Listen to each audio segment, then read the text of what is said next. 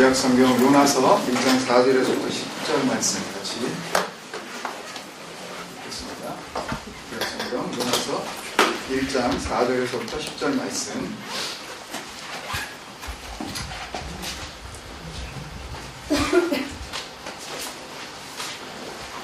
제가 4절 읽고 여러분들 5절 읽어서 우리 교독하겠습니다. 제가 가진 성경으로는 1287년 요나서 1장 4절부터 같이 읽습니다. 여호와께서 큰 바람을 바다 위에 내리심에 바다 가운데에 큰 폭풍이 일어나 배가 거의 깨지게 된지라. 사공들이 두려워하여 각각 자기의 신을 두고 또 배를 가볍게 하고 그 가운데 물건들을 바다에 던지니라. 그러나 요나는 배 위층에 내려가서 누워 깊이 잠이 든지라. 선장이 그에게 가서 이르되 자는 자여 어찌함이냐. 일어나서 내 하나님께 구하라. 혹시 하나님이 우리를 생각하사 망하지 아니하게 하시리라 하니라. 그들이 서로 이르되 자 우리가 제비를 보라. 이 재앙이 누구로 말미암아 우리에게 임하였나 알아보자 하고 곧 제비를 뽑으니 제비가 요나에게 뽑힌지라. 우리가 그에게 이르되 청하건대 이 재앙이 누구 때문에 우리에게 임하였는가 말하라. 내 생업이 무엇이며 내가 어디서 왔으며 내 나라가 어디며 어느 민족에 속하였느냐 하니 나는 우리 사람이요 바다와 육지를 지으신 하늘의 하나님 여호와를 경외하는 자로라 하고 함께요. 자기가 여호와의 얼굴을 피하는 줄을 우리에게 말하였으므로 우리가 알고 심히 두려워하여 이르되 내가 어찌하여 그렇게 행하였느냐 하니라. 아멘. 같이 주님의 이름으로 사랑합니다. 사랑을 드리겠습니다. 주님의 이름으로 사랑합니다.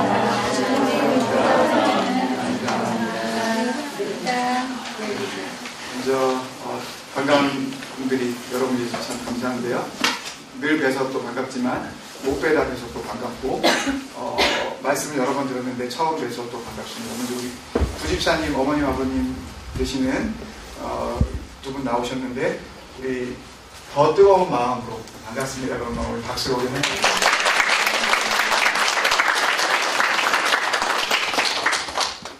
그리고 집단하면 좀 고생하고 좀 살이 좀 빠질 줄 알았는데 별로 안 빠졌네. 좋았나 보지? 제니 왔는데 우리 또 반갑습니다. 잠깐 이따 가요? 네. 금방 가요? 네. 지난주에 이어서 경계지역 벗어나기 7번째 시간, 그리고 계획은 다음 주까지 한 번 더 이 요나와 연결된 그 말씀을 같이 한 번 더 나누면서 경계지역 벗어나기 8번째 시간까지 나누고 다시 시편 119편으로 돌아가려는 그런 마음입니다. 지난주에 우리가 그 결론으로 누가복음 24장 8절 말씀을 우리 같이 생각해 본 것처럼 말씀을 정말 내 마음에 품는 그런 과정을 거치셨습니까? To bear in mind. 우리 마음 가운데에 품는, 나무로 보면 심는, 말씀으로 보면 좀 가슴에 오래 기억할 수 있도록 새기는 그런 일주일이 되셨습니까? 그런 문화호마이가 되셨습니까, 여러분? 네? 그렇게 품으셨어요? 네? 아멘이십니까? 네. 말씀을 품게 되면 말씀의 나무를 우리가 분명하게 우리의 마음에 심게 되면 그러면 우리 아까 두 번째 찬양할 때에 그 가사가 참 어이없는 가사가 나오는데 환경의 지배를 받지 않고 내 팔의 힘과 목소리, 느끼는 감정과 상관없이 내 마음 기뻐하기로 결심합니다. 그러니까 내 감정하고 상관없이 기뻐하는 사람은 보통 그 세상에서는 그 한 사람밖에 없습니다. 정신 나간. 정말 말 그대로 이게 좀 속된 말로 미친 사람 아니고 자기 감정과 상관없이 기뻐하는 사람은 정말 정신 나간 사람. 근데 우리가 사도행전에서도 우리가 발견했듯이 또 정신 나간 사람이 있어요. 누구에게 정신 나간 사람? 예수님에게 미쳐버린 사람. 예수님에게 미쳐버린 사람은 결국 주님의 말씀 가운데 사로잡힌 사람이에요. 문화고마이 된 사람이에요. 그 말씀이 완전히 자기를 송두리 채 전 인격을 지배하고 있는 사람. 그 사람은 자기의 감정과 상관없이 언제나 기뻐할 수가 있어. 뭐 기쁨이 막 이런 그 기쁨만이 기쁨이 아닙니다, 여러분. 우와 기쁘다. 뭐 이런 그 박장 예수하고 그런 것만이 기쁨이 아닙니다. 어쩔 때 정말 진정한 기쁨은요, 정말 흐뭇한 그 웃음을 감추고 싶은데 자꾸만 웃음이 터져 나오는, 보통은 이게 이제 로또 맞은 사람이 이게 나오는 그런 웃음인데, 이게 너무 크게 웃으면 또 이게 들킬까봐, 왜 웃어? 왜 웃어? 좋은 일 있어? 그러면 말하고 싶은데, 말하면 또 달려들까봐. 보통 이제 세상적으로는 그런데, 정말 그것과는 비교할 수도 없는 그런 엄청난 그 기쁨.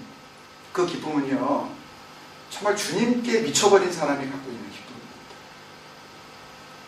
그 기쁨은 말씀을 통하지 않고서는 온전하게 올 수가 없어요. 그러니 말씀을 문화고마이 하지 않은 사람이 어떻게 감정과 상관없이 기뻐할 수 있겠어요? 기쁜 일이 있어야 잠깐 기뻐할 뿐이에요. 그리고 그 기뻐하는 가운데 누구한테 감사해요? 하나님께 감사하는 정도로 그치고 말아요. 그러면 언제나 컨디셔널한 리조이스 밖에는 우리가 누릴 수밖에 없어요. 조건적인 기쁨 밖에는 우리가 누릴 수밖에 없다고요.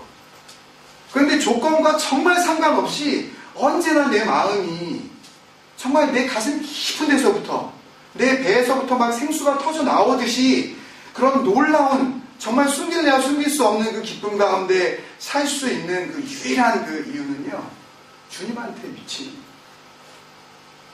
온통 내 마음 가운데 주님으로 가득 차 있는 그런 상태. 그런 상태가 뭐를 벗어난 삶이라고요? 정규 지역을 벗어난 삶이에요. 그러지 않고서는요, 이 보더라인, 이 믿음의 이 경계 지역, 이 애매모호한 이 보더라인에서요, 엑소더스 할 수가 없어요. 계속 약속의 땅은 들어가지 못하고 광야만 그냥 헤매면서 하나님과 함께 하기는 해요. 하나님과 함께 하기는 해요, 늘 내가. 그런데 그 삶 가운데 언제나 고통과 고난이 끊이지 않으면서 그 속에서 하나님을 원망하는 삶을 살아가요. 하나님과 함께하지 않은 적이 없다고요. 40년 광야 생활 이스라엘이 지내는 그 모든 시간 가운데 하나님이 늘 함께 하셨고, 그들도 하나님이 함께 하신다는 것을 알았어요, 몰랐어요? 알았어요. 근데도 계속해서 내가 생각하는 대로 조건이 맞지 않으면 원망해요. 있으면 기뻐하면서 감사하고, 조금 사라지고 없어지면 원망하면서 화를 내요. 오늘 이 요나서를 우리가 다시 한번 봐야 되는 그 이유는요, 다음 주에 이제 신약 성경을 통해서 이 구약의 여러 인물들이 언급되었고, 또 예를 들면 마태복음과 누가복음의 예수님의 족보를 통해서 구약의 이제 이 선조들의 이름들이 많이 나열이 되었는데, 그런 사람들의 이름을 빼고 구약의 예언자 가운데 예수님께서 직접 그 이름을 언급하신 거의 유일한 사람이 요나예요. 다음 주에 그 내용을 우리가 정확하게 이해하기 위해서는 다음 주에 신약 성경에서 예수님께서 말씀하시는 요나 이야기에 대한 증거를 우리가 오늘 좀 충분히 우리 각자가 좀 나에게 주시는 뭐로 지난주에 나눴었던 그들이 주님의 말씀을 기억하고 할 때 그 말씀이 로고스가 아니라 뭐였다? 크레이마, 레마였다. 나에게 주시는 말씀. 그냥 목사가 자기가 먼저 받은 은혜를 알아듣든 못 알아듣든 그냥 일방적으로 전달하고 그냥 끝나는 그런 말씀이 아니라, 그 말씀이 하나님께서 나에게 직접 주시는 그런 음성이 되어져서 내 삶을 통해 체득되어진, 익스피리언스드 되어진 그 말씀, 나에게 어떻게 되어 있는 말씀, 히브리서 4장 12절 말씀처럼 라이브, 액티브, 주님의 말씀이 살았고 이그지스턴스라고요. 존재하고 그리고 정말 나에게 역동적으로 작용하시는 그 말씀이 되기 위해서 오늘 작업이 한 번 더 필요합니다. 그래서 오늘 간단한 말씀이지만 여러분들 좀 더 생각을 집중하셔서 경계지역 벗어나기에 또 한 부분을 우리 같이 좀 나누었으면 좋겠습니다. 지난주에 우리는 이 요나서 4장 1절에서부터 3절까지의 말씀을 먼저 봤는데요. 요나서를 구분짓는 이 요나서 1장부터 4장 뭐 길지도 않은 그런 이 작은 예언서인데 뭐 정말 마음 먹으면은 뭐 정말 뭐 5분 10분 만에 읽을 수 있는 상당히 재미있는 그런 그 이야기책 아닙니까? 근데 이 요나서 4장까지의 내용을 여러 가지로 이제 그 구조를 분석할 수가 있는데요. 이 경계지역 벗어나기라는 이 주제를 가지고 우리가 생각할 때에 제가 나름대로 두 개로 이렇게 나누어 봤습니다. 그래서 1장부터 2장까지는 우리가 다 알듯이 요나의 불순종이에요. disobedience입니다. 그리고 그렇죠? 하나님께서는 요나에게 뭐라 그러셨어요? 너 일어나서 저 큰 성읍 아수르, 당시에 세계 최강대국에 해당이 되어지는 그곳으로 가서 거기에 수도 니느웨로 가라 그랬는데 요나는 글로 안 가고 예루살렘에서 요바로 내려가서, 요바는 항구 도시잖아요. 요바로 내려가서 거기에서 어디로 가는? 타시스, 지금의 스페인 쪽으로 해당이 되어지는 그쪽으로 가는 배를 갖다가 잡아타고 반대 방향으로 지금 가버리고 있잖아요. 극단적인 뭐라고요? 극단적인 불순종이죠. 그죠?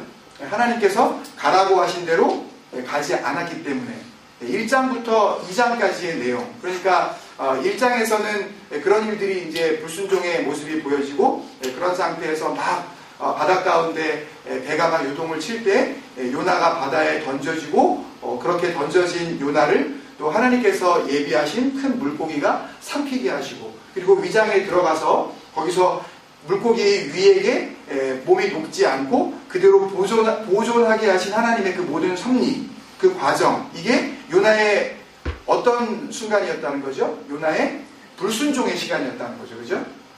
맞죠? 네.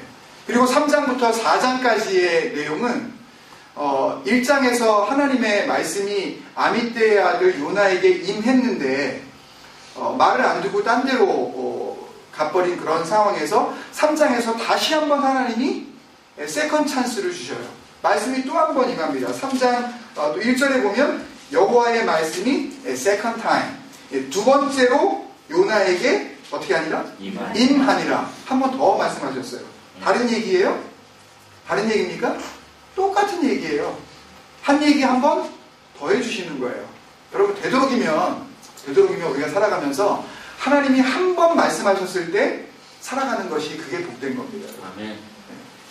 한 번 얘기한 걸 하나님께서 또 얘기하게 만드는 것은, 그것은 별로 바람직한 게 아니에요. 하나님께서 한 번 말씀을 주셨으면 그 말씀이 혹 내가 생각하기에 참 그대로 따라드리기에 참 너무 마음이 내키지 않는 그런 말씀의 임함이라 할지라도 내 판단, 내 생각, 내 기준, 이런 걸 정말 깨끗하게 그렇게 정말 포기할 줄 알아야 된다는 거죠. 하나님 한 번 더 말씀하셨어요. 근데 이번에는 다시수로 갔어요? 안 갔어요? 이번에는 어디로 갔어요? 가라고 한 니느웨로 갔어요. 순종했어요? 안 했어요? 했어요. 근데 그 순종의 그 모습에 뭐가 보여요? 억지로 하는 게 보여요. 억지로. 그 내용이 보이지 않습니까? 자기가 정말 기쁨으로 순종하였다면 지난주에 우리가 4장 1절부터 3절까지 하나님한테 기도하는데 기도를 감사함으로 기도드려요? 매우 화내며 4장 1절에서 매우 싫어하고 성내며 기도한다 그래요. 무슨 기도가 이런 기도가 다 있어요? 이런 기도 해보셨어요? 우리는 한 번도 해본 적이 없어요. 감사하게도. 그죠? 우리는 이 정도는 아니야. 기도를 해도 성내면서 막 매우 싫어하면서 하나님께 기도해 본 적은 없으니 얼마나 할렐루야예요, 여러분. 네? 근데 요나는 선지자인데 막 화를 내네, 기도를 하면서. 네? 그러면 이것은 정말 복된 순종, 정말 아름다운 순종, 누가 보기에도 자발적으로 내가 기쁨을 가져간 순종이 아니잖아요. 그죠? 그래서 이것을 저는 억지 순종, force 이런 단어는 없는데요. 그냥 제가 만든 겁니다. 신조어를 제가 영어로 잘 만드니까 안 되기 때문에. 네, forced obedience입니다. 그러니까 1장부터 2장까지의 내용은 뭐다? 요나의 disobedience. 3장부터 4장까지는 요나의 뭐다? forced obedience다. 오늘 불순종의 모습과 이 억지 순종의 모습 속에서 경계지역에 살아가고 있는 이 대표적인 인물, 이 요나의 모습을 살펴보며 우리에게 주신 하나님의 은혜를 같이 나누려고 해요. 지난주에 우리는 요나서 4장 1절에서부터 3절의 말씀을 통해서 여호와의 말씀이 임한 선지자, 그죠? 여호와의 말씀이 임한 선지자를 할지라도 하나님이 다스리시는, 그러니까 하나님의 다스림이 온전하게 이루어지는 하나님의 나라로 그 발걸음을 옮기지 않을 수 있다. 예? 하나님의 말씀이 나에게 임했는데 그 하나님의 말씀이 임했는데도 불구하고 그 말씀을 이 선지자, 나비라고 하는 이 단어는 말하는 사람이라는 그런 뜻이라고 한번 말씀드렸는데요. 누구의 말을 하는 거겠어요? 하나님의 말씀을 그냥 자기 입으로 말하는 거죠. 그래서 이것을 신학적으로 뭐라 그러냐면 대언한다 그러잖아요. 그것을 예언한다라고도 표현을 하고 신약 성경에서는 우리가 이야기하는 점치는 것과는 다릅니다. 이 예언은 하나님의 말씀을 하나님이 원하시는 백성에게 가서 하나님의 뜻을 전달하는 것. 그 사람이 뭐라고요? 그 사람이 선지자예요. 나비예요. 이것이 나중에 헬라화 되면서 이게 랍비라고 이제 발음이 조금 더 이제 변화를 가져오게 되었는데, 결국 하나님의 말씀을 전달해야 되는 선지자는 누구의 다스림을 받아야 되는 거예요? 하나님의 다스림을 받아야 되는 거잖아요. 그죠? 그런데 하나님이 주신 그 말씀을 다루어야 하는 이 선지자가 하나님이 다스리시는 하나님의 나라로 그 발걸음을 옮기지 않고 자기 생각이 자기를 다스리는 자기의 나라로 가고 있다라는 거죠. 이것을 우리가 경계지역이라고 그렇게 불렀습니다. 그러니까 하나님의 말씀이 임한 선지자라 할지라도 어디에 머무를 수가 있다? 경계지역에 머무를 수가 있다. 이것을 우리가 지난주에 잠깐 나눈 것입니다. 혹이라도 처음부터 이 시리즈 설교를 듣지 않으셨거나 아니면 들으셨다 할지라도 기억이 조금 이렇게 가물가물 한 분들을 위해서 다시 한번 우리가 좀 짚고 넘어가야 되는 부분이 있는데요. 여러분들이 이렇게 생각하실 겁니다. 지금 분명히 목사님이 얘기한 대로 요나 선지자는 하나님의 다스리심이 온전하게 이루어지는 하나님의 나라로 발걸음을 옮기지 않고 자기 생각이 자신을 주관하는 자기의 나라에 머물러 있다면 지금 요나는 경계지역, 그러니까 하나님의 나라와 자기의 나라라는 두 나라 사이에 있는 그 경계선상, 그 보더라인에 서 있는 것이 아니라 아예 자기 나라에 있는 것이 어떻게 경계지역을 벗어나지 못한 사람이라고 이야기할 수 있습니까? 라고 그렇게 의문을 가지실 수가 있어요. 의문을 안 가지셨으면 의문을 가져보세요. 그 의문이 중요합니다. 아니, 자기의 나라에 있대는데 그러면 자기의 나라에 있는 거지 왜 경계선상에 서 있는 거냐? 말이 다르지 않느냐? 목사님 설교가 지금 앞뒤가 안 맞는 거다.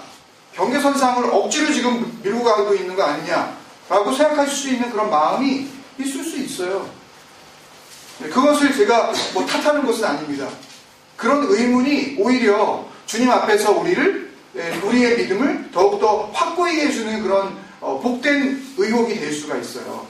그죠? 도마가 예수님이 나타나셨을 때 정말 주님인지 내가 어떻게 압니까?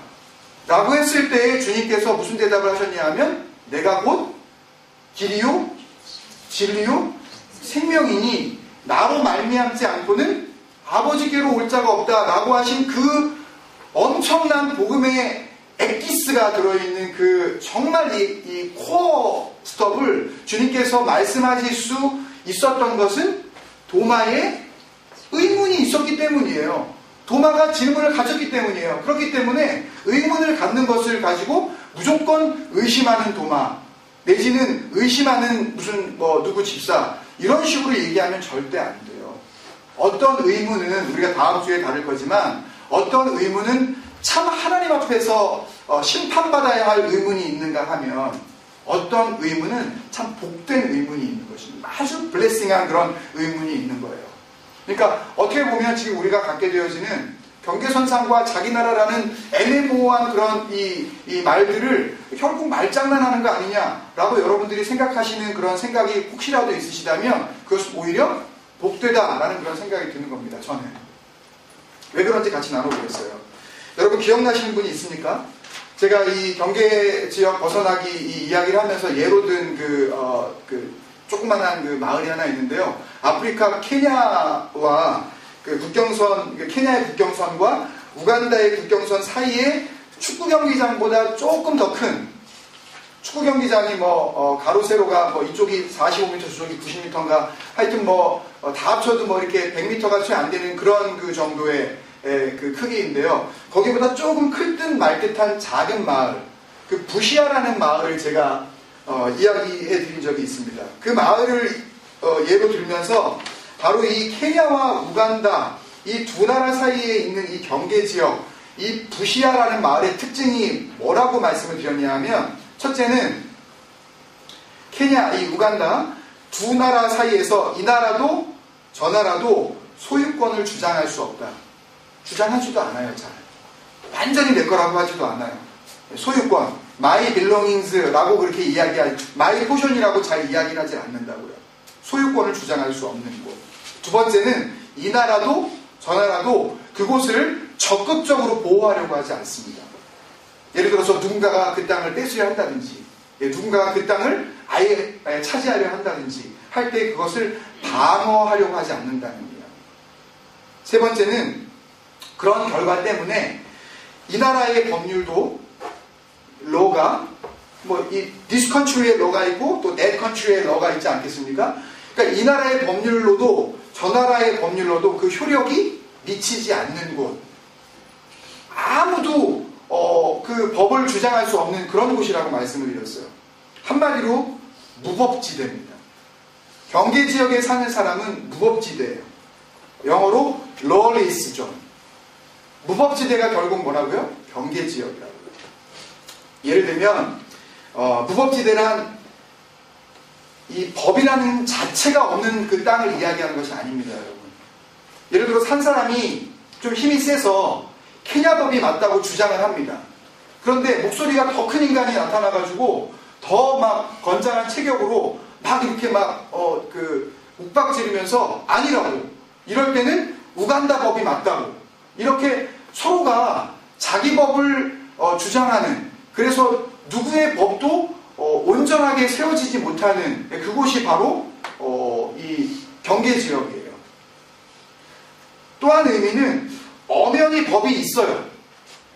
엄연히 법이 있는데 법이 없는 게 아니에요. 법이 있는데도 불구하고 돌아서면서 뭐라 그러냐면 그런 법이 어디 있어?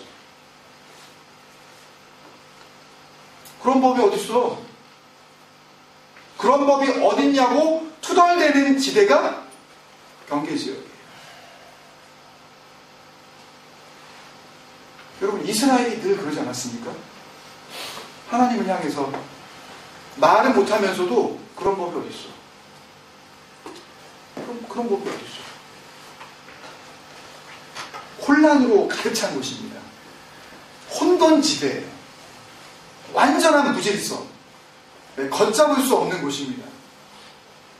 늘 갈등과 다툼과 자기 욕심만이 범람하는 곳, 그곳이 바로 경계지역이에요. 그리고 그 속에서 살아가는 사람들이, 그런 방법으로 살아가는 모든 사람들이 바로 경계지역을 벗어나지 못하고 있는 사람이라는 것입니다. 그렇다면 다시 요나서로 돌아가서 요나는 왜 경계지역을 벗어나지 못한 사람인가에 대한 답을 우리가 발견할 수 있습니다. 먼저 지난주 말씀, 그 본문이었었던 4장 1절에서부터 3절 말씀을 통해서 깨달은 것은 하나님의 말씀을 받은 선지자를 할지라도 하나님의 말씀을 받았으면 하나님의 말씀 안에 담겨있는 하나님의 생각대로 그렇게 살아가고 그렇게 행동에 옮겨야 하건만 하나님의 생각이 아니라 얼마든지 자기 생각대로 살아갈 수 있다는 것을 알았습니다. 여러분. 그죠? 자기 추측. 내가 알고 있었습니다. 내가 우리나라에 있을 때부터 하나님 알고 있어요. 무슨 얘기냐면 우리가 현대말로 이걸 바꾸면 내가 알아봤습니다. 내가 하나님 그럴 줄 알았다는 거예요. 여러분, 하나님께서 우리에게 행하실, 하나님께서 우리를 향하신 하나님의 계획과 섭리에 대해서 기대하는 것, 익스펙테이션과 이 추측, 지난주에 이야기한 이 추측은요, 달라도 엄청나게 다른 것입니다. 자기 멋대로 생각하는 거예요. 하나님은 이럴 것이다. 하나님이라면 이렇게 해야 된다. 라고 생각하는 자기의 기준, 자기의 범주에서 하나님을 그냥 생각하고 있는 거죠. 그리고 자기는 그것을 하나님이라고 생각하고 살아가는 거예요. 거기에서 조금만이라도 벗어나기 시작하면 그것은 하나님이 하신 일이에요, 아니에요? 하나님이 직접 하셨음에도 불구하고 자기 생각에서는 하나님이 하셨다고 그러지 않아요. 자기가 추측한 대로 맞아 떨어질 때에만 하나님이 하셨다라고 이야기하는 그런 상황. 자기 변명. 내가 그래서 다시스로 간 겁니다. 내가 왜 다시스로 간지 아십니까? 그것은 내가 불순종해서 간 게 아니에요. 내가 거기로 가지 않아도 하나님께서 그렇게 하실 줄 알고 내가 거기 그 더러운 땅에 발도 내디디지 않으려고 내가 아예 먼 곳으로 간 겁니다. 책임 전가를 누구에게 돌리는 거예요? 네? 하나님에게. 임퓨테이션이라고 그러죠. 임퓨테이팅 하는 거예요. 너 때문에 내가 이랬잖아. 네가 말을 그렇게 했으니까 내가 그렇게 말을 했지. 네가 그렇게 행동한 걸 보고 내가 그렇게 행동한 거 아니야. 네가 그렇게 안 했으면 나도 이렇게 안 했단 말이야. 우리의 삶 가운데 얼마나 이런 모습이 많습니까, 여러분? 엄마가 얘기했지. 아빠가 얘기했지. 네가 그렇게 말하지 말라 그랬지. 네가 그렇게 말했기 때문에 내가 이렇게 말을 하는 거야. 라고 하면서 내가 말한 것에 대한 모든 책임을 누구에게 돌려요? 다른 사람에게 돌려요. 나는 책임 없다. 내 문제가 아니야, 이거는. 내가 잘못한 게 아니라고. 네가 그렇게 말했기 때문에, 네가 그렇게 행동했기 때문에, 네가 그렇게 살았기 때문에 내가 이렇게 반응한 것 뿐이야. 그러니 네 잘못도 네 잘못이고 내 잘못도 네 잘못이야. 심지어는 이것을 누구에게까지 가져가는 거예요? 하나님에게까지.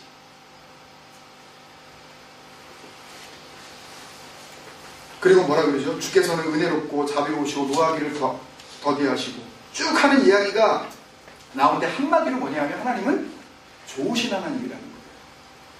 하나님은 사랑의 하나님이라는 거예요. 아닙니다, 여러분.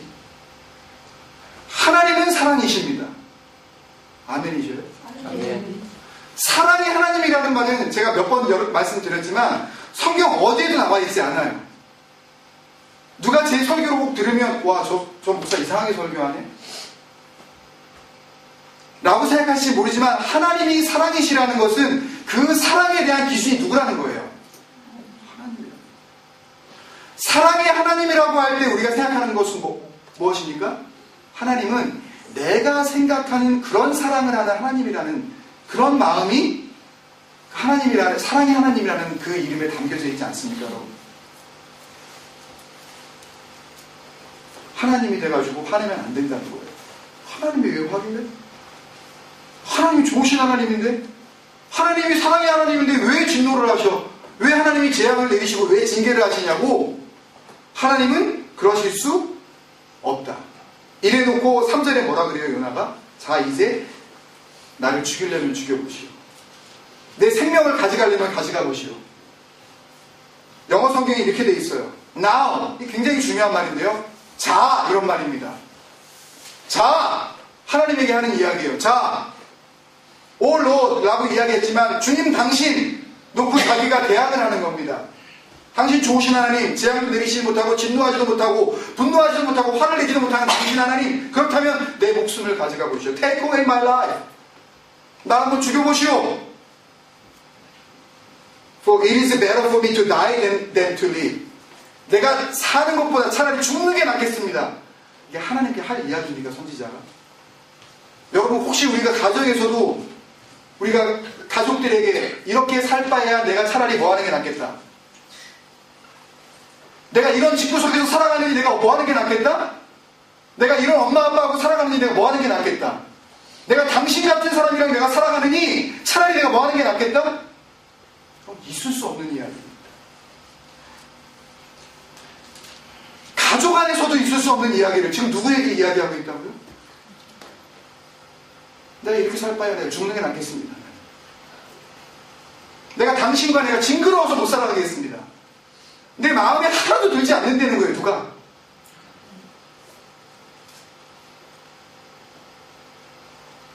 하나님은 화내면 안 되고 언제나 받아줘야 된다. 하나님은 재앙을 내리면 안 되고 언제나 뭐만 줘야 된다? 축복만 내려줘야 된다. 이게 다 뭐예요? 내가 생각하는 하나님. 이게 뭔지 아십니까, 여러분? 이게 바로 이스라엘 백성들이 모세가 하나님 앞에 말씀을 받으러 올라갔을 때 자기들은 다가가기 어려운 그 하나님을 다가갈 수 있는 자기가 원하는 기준으로 자기 입맛에 맞는 하나님으로 만든 귀걸이, 목걸이, 이 반지들, 이 금덩어리를 가지고 만들었었던 바로 그 금송아지 아닙니까? 재물과 부와 권력과 잘 사는 것과 윤택한 것과 나쁜 일 안 일어나는 것과 이 모든 것만을 주셔야 되는, 다른 것들을 주실 수 없어야 하는, 이게 뭡니까, 여러분? 우상. 교회를 나오면서 하나님을 믿는다고 이야기하고 예배를 드린다 그러면서 하나님을 바라보고 헌금을 한다 하면서도 주님 앞에 드리고 하나님을 위하여 내가 이 일을 한다고 하는 사람, 많은 사람들 가운데에도 하나님이 아닌 이름만 하나님이라고 걸쳐놓은 우상을 섬기는 사람이 얼마나 많은 줄 아십니까, 여러분? 오늘날 그리스도인들이 줄어들었기는 했지만 그래도 여전히 이 땅 가운데 셀 수 없이 많은 그리스도인들이 있음에도 불구하고 왜 이 땅 가운데 음란과 폭행과 욕심과 탐욕이 끊이지 않습니까, 여러분? 어떻게 그게 가능할 수가 있죠? 우리 가정 가운데 작게 한번 생각을 해봅시다, 여러분. 하나님을 믿는다고 하면서 왜 다른 곳을 쳐다보게 되어지죠? 하나님을 섬긴다고 하면서 왜 다른 것에 마음을 두게 되어지죠? 내가 하나님 앞에 예배한다 그러면서 왜 다른 것을 예배하는 그런 삶을 살게 되어지죠? 왜 가족 가운데에도 3명, 4명밖에 안 되는 이 작은 구성원, 이 믿음의 공동체 안에서도 왜 마음이 진정한 믿음으로 하나가 되어지지 않죠? 우상을 섬겨서 그렇습니다. 누군가가 그 안에서 하나님이라는 이름을 붙인 우상을 섬기고 있기 때문이에요. 자기는 이야기하죠. 절대 그렇지 않다. 나는 하나님을 믿고 있다. 그렇지만 하나님은 아십니다. 그가 살아계신 만군의 여호와 하나님을 섬기고 있는지, 아니면 자기 생각 속에서 자기 추측과 자기 변명과 자기의 편견으로 가득 찬 기준을 가지고 만들어놓은 다른 우상을 섬기고 있는지. 하나님이 하시는 일에 대한 추측, 내가 불순종할 수밖에 없는 타당한 이유에 대한 자기 변명과 하나님을 향한 책임 전가, 그리고 심지어는 하나님의 존재 방식마저도 내가 결정해주는 내 프리주디스. 여러분, 요나의 이런 모습 속에서 하나님의 다스리심은 찾아볼래야 찾아볼 수가 없습니다. 자기 생각으로 가득 차 있는 게 분명한 것 같아요. 그렇다면 이 사람은 경계선상에 있는 겁니까? 아니면 자기 나라에 있는 겁니까? 자기 나라에 있는 거죠. 그렇다면 요나는 아예 경계지역 근처에도 아직 오지 못한 하나님을 섬기는 믿음과는 아예 상관도 없는 사람일까요? 근데 또 그런 것만 같지는 않아요. 몇 군데서 사실은 요나서에서 그 증거를 찾아볼 수 있지만 오늘 본문에서 한 가지 증거만 우리가 같이 살펴보고 말씀을 정리하도록 하겠습니다. 1장 9절이에요. 사람들이 묻습니다. 선장이 내려왔어요. 도대체 너는 누구냐? 도대체 너는 어디서 왔으며 너는 어떤 신을 섬기고 있느냐? 네가 믿는 하나님, 이 사람들은 지금 여호와 하나님을 이야기하는 것이 아니라 영어 성경에 보면 이 선원들이 이야기하는 그 하나님이라고 하는 그 모든 이 글자들은 전부 대문자가 아닌 소문자 GOD를 쓰고 있어요. 그러니 이들이 이야기하고 있는 이 신들은 뭐예요? 한마디로 잡신을 이야기하는 겁니다. 잡다한 신, 거짓된 신, 말 그대로 우상들을 이야기하고 있는 거예요. 요나가 이야기할 때 그 하나님, 여호와 하나님이라고 할 때 그 하나님만큼은 분명히 엘로힘, 여호바 엘로힘이라고 하면서 살아계신 하나님을 의미하고 있는데요. 그렇게 대답합니다. 1장 9절에 그가 대답하되 나는 히브리 사람이요 바다와 육지를 지으신 하늘의 하나님 여호와를 뭐 한다고요? 경외하는 자라. 영어 성경 해석을 잘했어요. NIV 성경을 제가 인용해드리면요. I am a Hebrew. 웬만한 사람들은 다 압니다. 히브리라는 이 이름을 가진 사람들이 어떻게 지금까지 살아왔는지, 그리고 이들을 애굽에서부터 어떤 과정을 통해서 이 땅에 어떻게 머물게 하셨는지 모든 것들을 역사를 통해서 잘 알고 있었어요. 다른 지방 사람들도. 그래서 I am a Hebrew라는 그 한마디 말로만으로도 얼마든지 이 요나가 어떤 사람이라는 것을 알 수가 있게 되어지는 그런 자기 정체성에 대한 고백입니다. 예를 들어서 I am a Christian 이라는 단어랑 똑같습니다. I am a Hebrew라는 단어가. 근데 부연 설명을 하죠. 거기다가 and I 뭐라고요?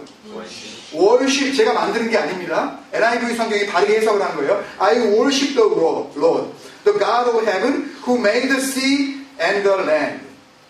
여러분 이게 말이나 됩니까 지금? 요나가 지금 뭐하고 있는 상황에서 지금 이런 이야기를 하고 있는 거예요. 요나는 지금 하나님께서 가라고 한 니느웨로 가지 않고 자기 멋대로 지금 딴 데로 가고 있는 상황에서 어려운 지경을 만났는데 지금 뭐라 그러냐면 나는 하나님을 예배하는 자입니다. 한마디로 웃기는 얘기죠.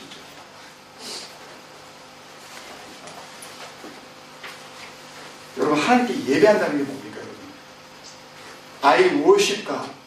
우리 지금 다 예배하지 않습니까 여러분? 아멘이십니까 여러분? 아멘. 예배한다는 게 뭐예요? 일요일 날에 교회 나와서 아까 찬양이도 하신 집사님 말씀하신 것처럼 교회 나와서 앉아있는 거 이게 예배입니까? 물론 예배에 굉장히 중요한 부분이에요.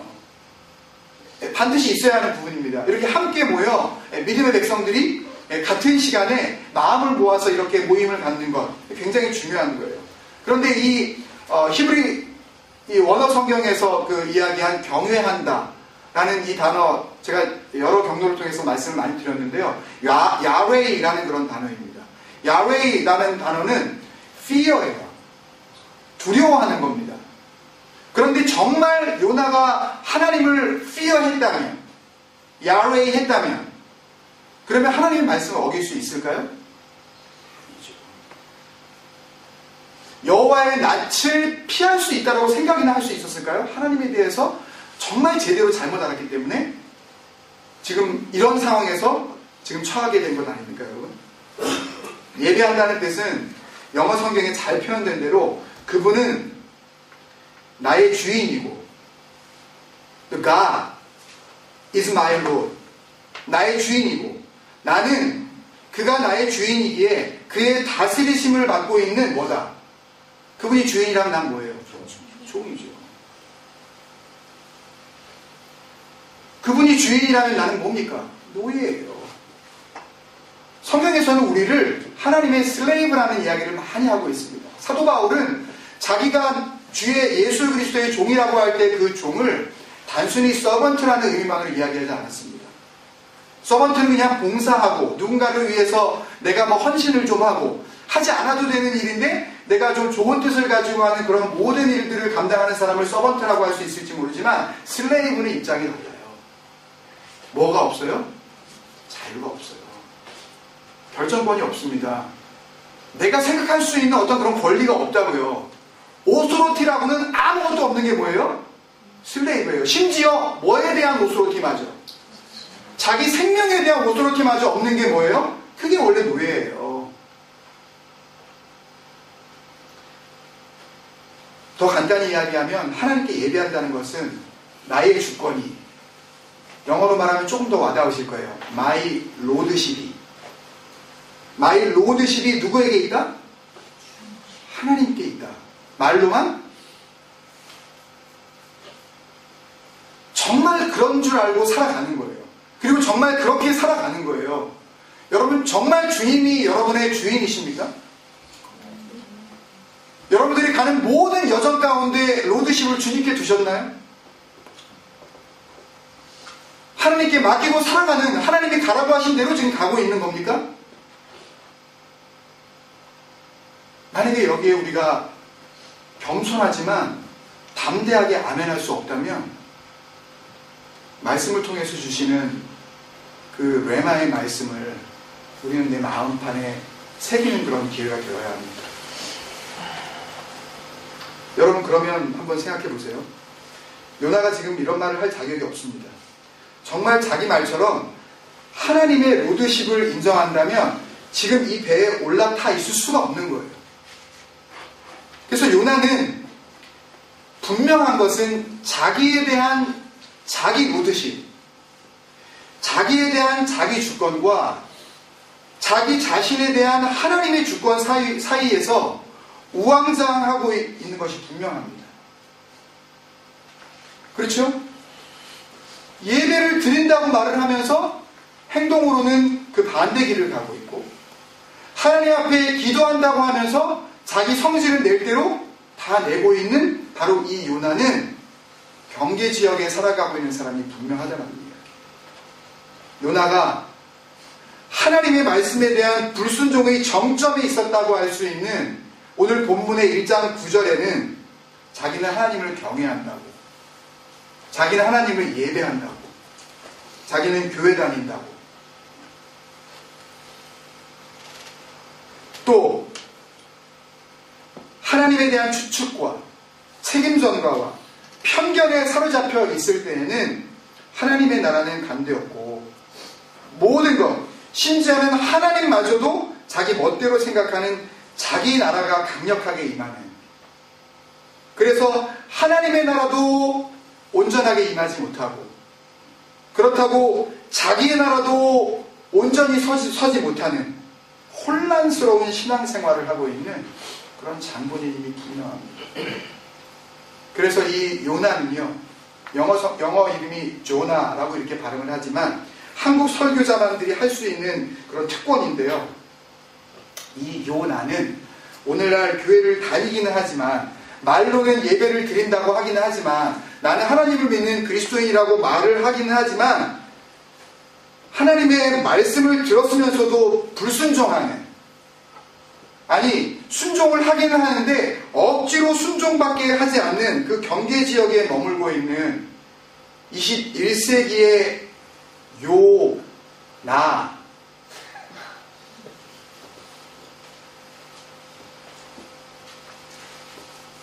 가 아니겠는가 하는 그런 생각이 듭니다. 여러분, 하나님의 말씀에 대한 불순종은요, 요나의 모습처럼 하나님이 가라고 하시는 방향과 정반대의 길을 가게 만듭니다. 우리는 그것을 보면서 개탄합니다. 탄식해요. 어떻게 선지자가 저렇게 하나님 앞에 불순종할 수 있을까? 그런데요, 억지 순종은요, 3장부터 이제 전개되어지는 하나님의 말씀대로 억지로 순종해 보기는 순종해 봤는데요, 억지 순종은 오히려 그것을 훨씬 더 뛰어넘어서 하나님을 대적하는 자가 되게 만듭니다. 하나님은, 불순종은 하나님을 향하는 우리의 발걸음을 느리고 또 느리게 하는 더딘 심령이 되게 할지 모르지만, 우리 누가복음 24장에서 같이 배웠었던 the slow heart, 그 더딘 심령이 되게 할지 모르지만 억지로라도 순종하는 것을 보고, 그래도 저 사람은 억지 순종했잖아. 그 대표적인 예가 뭡니까? 신약성경에 나오는 마태복음 27장 32절인가요? 예수님이 십자가를 지고 가시다가 견디지 못하고 쓰러졌을 때 로마 병정들에 의해서 자기가 원하지 않는데 억지로 주님의 십자가를 메고 가게 한 그 이야기를 우리가 하면서 많은 설교자들이 억지로라도 주님 앞에 순종했을 때 받게 될 축복을 생각해봐라. 예수 그리스도의 십자가를 대신치지 않았느냐라고 하는 그 억지, 몰라요. 고레네 시몬은 어떻게 하나님 앞에 축복을 받고 하나님 앞에서 진정으로 억지로 처음에는 순종을 했지만 그 억지 순종이 주님 앞에서 진정한 순종으로 변화되었는지 그것은 정확히 알지 못하지만, 적어도 요나가 하나님 앞에 자행한 이 억지 순종은 아예 하나님께로 나아가지 못하게 만들고 하나님께로 나아가는 그 발걸음을 한없이 더디게 만든 것이 분명합니다. 어느 정도냐 하면요, 아예 하나님께로부터 내버려둠을 당할 정도. 하나님께서 주시는 가장 무서운 처벌이 뭐라 그랬습니까? 내버려 두심, 유기, 방치. 여러분 절대 오해하지 마십시오. 어떤 잘못된 교회가 사람들이 많이 모여들고 복음을 변질되게 전하는데도 불구하고 막 교회를 세우면서 분명히 예수 그리스도가 자기 몸을 성전이라고 하셨음에도 불구하고 건물을 두고 성전이라고 하는 교회가 우리가 눈에 볼 때 사람이 많이 보이는 부흥을 이뤘다, 이렇게 이야기를 하면서 그래도 하나님께서 그것을 허락하셨기 때문에 그런 일이 벌어지고 있는 것이 아니냐라고 말씀하시는 분이 있을 수 있는데요. No. 아니에요. 절대 그런 말씀하지 마십시오. 적어도 말씀에 눈을 뜬 사람들이라면 왜 그런 일들을 하나님께서 그렇게 하시도록 놔두시는 겁니까? 내버려 두시. 너 하고 싶은 대로 한번 해봐라.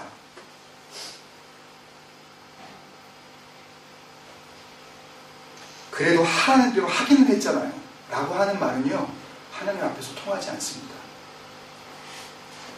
그러시면서 우리가 생각할 때 억지로라도 하면 하나님께서 인정하실 수 있지는 않겠느냐 라고 생각하시는 분이 있다면 우리 다시 한번 생각해 봅시다. 누가복음 15장에 예수님이 말씀하신 두 아들을 둔 아버지의 비유에서 나오는 형과 동생을 한번 생각해 보세요. 우리는 여기에서 불순종의 길을 갔던 자와 억지 순종을 하고 있는 자의 삶을 너무나도 잘 알고 있습니다. 그렇게라도 아버지의 집에 거하는 것이 옳다라고 설교하는 사람은 아무도 없어요. 아무리 복음을 잘못되게 해석을 한다 하더라도 적어도 누가복음 15장 11절부터 30절까지 나오는 긴 예수님의 이 비유를 잘못 해석하는 사람은 역사상 한 사람도 없었더라고요. 불순종보다 더 하나님 앞에 위험한 것이 있으니 그것은 억지 순종입니다. 또 하나 있지요. 다음 주에 한번 나눌 건데요. 복음서에서 등장하는 자기는 하나님의 말씀을 지키고 있는 자들이다. 우리는 심지어 하나님의 말씀을 기록하는 사람들이다. 우리는 심지어 하나님의 말씀을 나한 사람 아는 것으로 끝내지 않고 모든 백성들이 알 수 있도록 전달하는 그런 교사들이다. 이야기하고 있는 율법학자들, 바리새인들, 서기관들, 그리고 그들이 그토록 죄인이라고 손가락질하는 세리와 창녀와 죄인이라고 낙인 찍혀서 그 낙인을 씻을 길이 없는 수많은 그런 죄인이라고 일컬어지는 많은 사람들, 그 모습들을 한번 생각해 보십시오. 요나의 경우만 해도 사실 충분합니다. 불순종은 오히려 하나님의 징계를 통해 회복과 회개의 은혜가 요나에게 주어졌습니다. 그래서 요나서 2장에 보면 물고기 뱃속에 들어간 요나가 놀라운 감사의 시를 기도로 풀어내고 있는 것을 우리가 볼 수가 있습니다. 그런데 억지로라도 하나님의 말씀에 순종한 이후에 요나에게 주어진 것은 무엇입니까? 요나서 4장부터 나오는 요나의 모습은 하나님의 말씀을 조금도 이해하지 못하고 요나의 완악한 마음을 답답해 하시는 하나님의 3번의 질문으로 그냥 끝이 나고 맙니다. 성경 가운데 이렇게 미완성으로 끝나는 책은 요나서가 유일해요. 답이 없습니다. 하나님께서 3번 질문하시고 각각 4장 4절과 9절과 11절에 3번 질문을 하시는데요. 질문을 하시고 그냥 그 질문에 대한 아무런 반응도 듣지 못하시고 그렇게 쓸쓸히 이 예언서는 끝나고 맙니다. 그 의미를, 그 질문에 대한 의미를 더 잘 알 수 있는 영어 성경 본문을 제가 한번 읽어드리겠습니다. 4절입니다. Have you any right to be angry? 9절입니다. Do you have a right to be angry about the vine? 11절이에요. Should I not be concerned about that great city? 여러분, 화내는 것이 무조건 잘못된 것이 아닙니다. 그런데 하나님께서 너 화내는 이유가 뭐냐고 물어보시는 겁니다. 너 화낼 권리가 있다고 생각하느냐? 이런 일들에 네가 무슨 이유로 화를 내느냐? 하나님께서 물어보십니다. 네가 잠시 누렸었던 그 박넝쿨, 바인이라고 그런 거 보니까 이게 포도나무 덩쿨인 것 같은데요. 그 덩쿨도 처음부터 자기가 심은 것도 아니고 하나님께서 낳게 하셔서 하나님께서 거두어 가신 것이건만 그것이 있고 없어지는 것에 대해서 네가 화낼 까닭이 무엇이냐? 여러분, 우리가 욥기서를 통해서 잘 알 수 있듯이 주신 분도 여호와시요 거두어 가시는 이도 여호와 하나님이시니 뭐만 영광을 받으시라고요? 하나님만 영광을 받으시라고 하는 그 말씀이 정말 저와 여러분의 믿음의 고백이 될 수 있는 자라면 어떻게 내가 있는 것에만 감사하고 없어진 것에 대해서 감사하지 않을 수가 있겠습니까? 나에게 존재하는 것만을 우리가 감사한다면 존재하지 않는, 우리 눈에 보이지 않는 것에 대한 진정한 감사를 어떻게 우리가 할 수가 있겠냐는 것입니다. 하나님께서도 이 요나서를 마무리하시면서 그 결말을 하나님 자신이 내리고 있지 않으시기에 저도 결말을 내려고 하지 않겠습니다. 하나님이 내리시지 않은 그 결론을 만약에 일개 부족한 설교자가 내려고 할 때에 얼마든지 오류를 범할 수 있기에 오히려 그것에 대한 질문을 하나님께서 저와 여러분, 우리 주님 생각 에클레시아를 향하신 하나님의 질문이라고 우리가 생각하면서 그 질문을 우리가 다시 한번 생각하며 오늘 말씀을 마무리하겠습니다. 이 질문에 하나님의 말씀대로 살아간다고 하는 오늘날의 모든 그리스도인들, 특별히 주님 생각으로 가득 차서 우리가 그 부르심에 합당한 삶을 살겠다라고 하나님과 사람 앞에 그렇게 약속하고 공동체로 모인 우리들이 우리의 말뿐만이 아니라 우리의 삶의 모습을 통해서 이것에 대한 대답을 주님 앞에 해드려야 할 책임과 의무가 있다고 저는 생각을 합니다. 세 가지 질문입니다. 너한테 화낼 권리가 있다고 생각합니다. 박넝쿨 없어졌다고 내가 화를 낼 수 있느냐? 내가 만든 것을 내가 사랑하는 것이 잘못되느냐? 여러분, 말씀을 기억하면서 우리 한번 같이 기도했으면 좋겠습니다. 여러분, 살아가면서 우리가 화를 내지 않을 수는 없습니다. 그렇지만 정말 우리가 경계지역을 벗어나서 하나님의 나라에 들어간 사람다운 삶을 살기를 정말 원한다면 우리가 화를 내야 할 때 그 화를 내는 이유가 하나님 앞에서 합당해야 할 줄로 믿습니다. 아무 때나 화내지 맙시다. 우리의 화냄을 통하여 하나님의 복음이 온전하게 세워지고 우리의 분냄을 통하여 주님이 정말 주님이 되어지실 수 있을 때에만 우리 화를 냅시다. 아무것도 아닌 일에, 너무너무 사소한 일에, 심지어는 하나님의 말씀에 거역하는 마음으로 우리의 불쾌한 감정을 사람과 하나님 앞에서 드러내지 않도록 합시다. 하나님 앞에 우리가 약속드립시다. 요나에게 주신 질문이 바로 김종국, 여러분 각자 이름을 대시면서 나에게 주시는 그런 질문으로 여러분들이 받으신다면 그것은 한 주간 동안 레마의 질문이 될 줄로 믿습니다.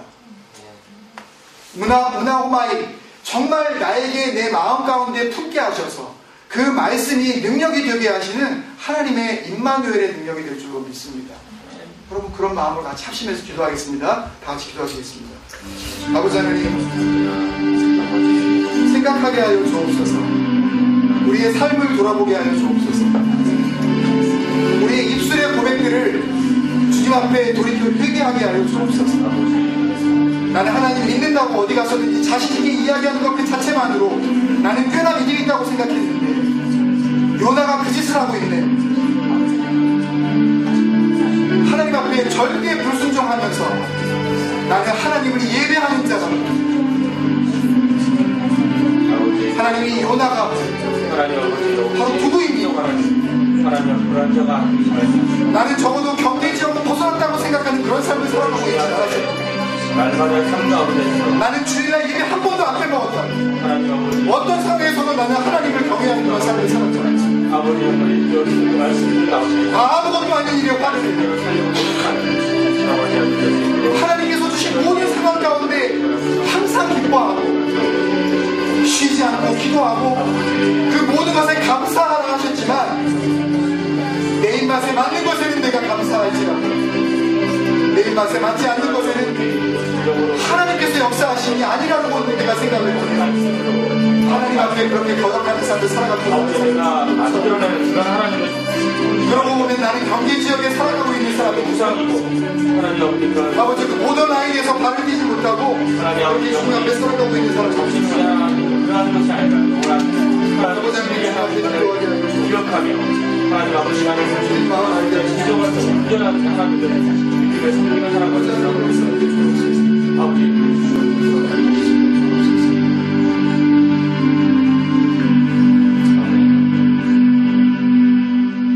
그런 마음으로 아까 찬양들이 하나님 마음 어떠하셨을까 같이 한번 찬양하겠습니다. 하나님께서 질문하시는 그 마지막 질문, 내가 그것들을 아끼는 것이 뭐가 잘못되느냐 라고 하시는 그 질문은 하나님의 사랑을 하나님께서 하나님의 방법대로 적용하신다고 할 때에 그것에 대해서 누가 거기에 토를 달겠느냐 하시는 질문 아니겠습니까? 여러분 하나님의 마음을 아십니까? 우리가 이 찬양을 드리면서 정말 나 한 사람을 향하신 하나님의 마음, 그것을 여러분들이 다시 한번 되새기며 한 주간의 삶을 살아가실 때에 그 마음을 품고 이제는 모든 사람을 대하시기를 바랍니다. 아멘. 이제는 하나님께서 주신 나를 향하신 그 마음, 그 아들을 주시기까지 아까워하지 않으셨던 그 하나님의 그 사랑, 그 귀한 사랑을 받은 사람이 바로 나입니다. 여러분 각자예요. 그 장본인이 여러분인 것만 그 사랑을 받은 대로 우리가 사랑할 수 있는 그런 삶을 살아가게 하여 주옵소서. 그런 고백하는 마음으로 이 찬양을 주님 앞에 결단하며 드리도록 하겠습니다. 1절만 우리가 1절 우리 한 번씩 하고 찬양하겠습니다.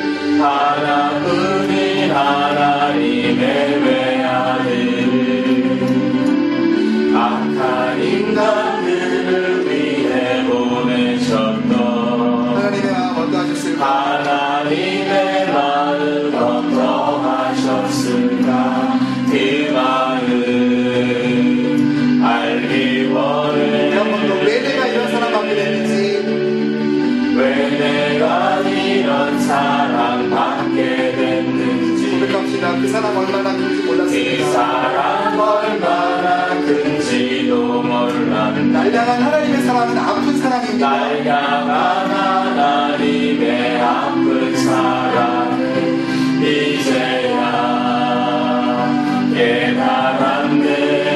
주님을 찬양합니다. 죽어야만 하는 아들을 보내신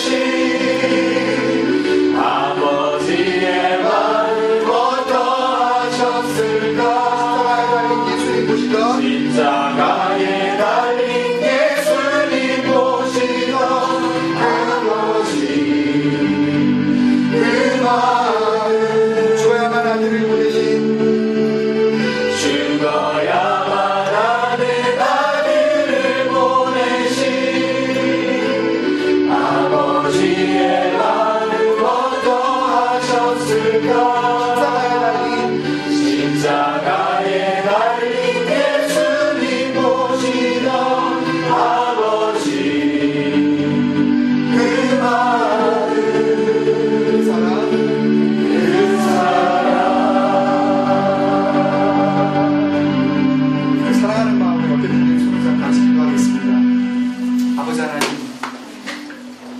사랑 감사합니다. 우리가 정말 하나님 앞에서 구원받은 자가 맞다면 그 하나뿐인 아들 보내신 하나님의 사랑을 맛본 자가 분명할 겁니다. 그 아픈 사랑을 체험한 그런 사람이 맞다면 우리가 다른 사람을 사랑할 때에 우리가 어떻게 사랑해야 하는지 적어도 그것에 대해서 눈을 뜬 자들이 분명할 줄로 믿습니다. 하나님, 우리의 사랑을 돌아보게 하여 주옵소서. 내가 하나님의 사랑을 받은 자다운 사랑을 내가 하였는지 아버지 하나님 생각하게 하여 주옵소서. 이렇게 사랑해도 이 사랑이 과연 하나님의 그 아픈 사랑을 이 세상 가운데 표현하는 사랑이 맞는 건지 내가 하나님 앞에 대답하게 하여 주옵소서. 주님, 우리는 주님 앞에 할 말이 없습니다. 우리는 구원받았다고 하기에 너무나도 사랑 없는 모습으로 우리가 살아갔음을 주님께서 아십니다. 그렇기에 주님께서 또 마지막 하늘로 올라가시는 길에 그렇게 3번 질문하셨나요? 바요나 시몬아, 네가 나를 사랑하느냐?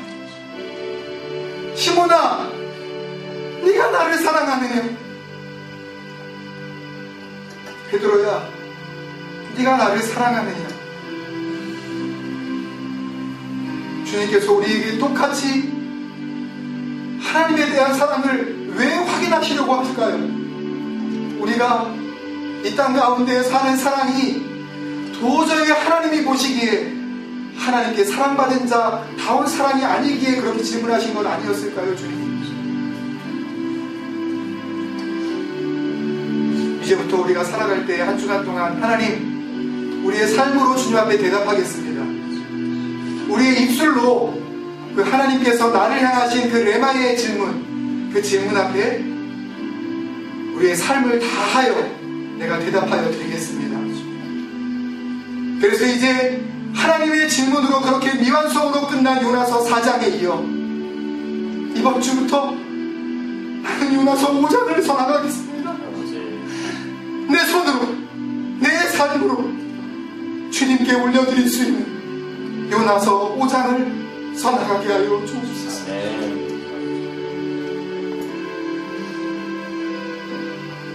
우리에게 주신 은혜에 감사하여 우리의 모든 것이 하나님의 것임을 고백하는 마음으로 주님 앞에 예물을 올려드립니다.